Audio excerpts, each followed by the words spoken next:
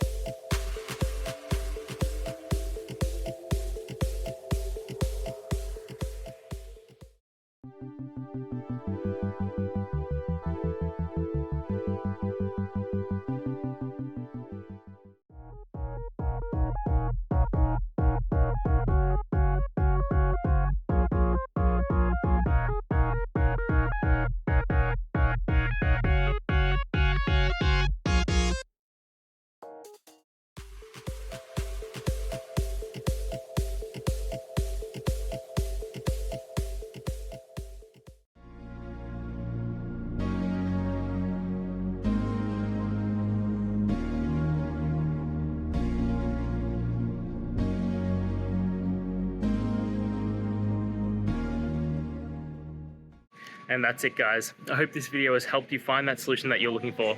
If it did, please hit the subscribe button. I'd really appreciate it. And until next time, I hope you have a good one. Cheers.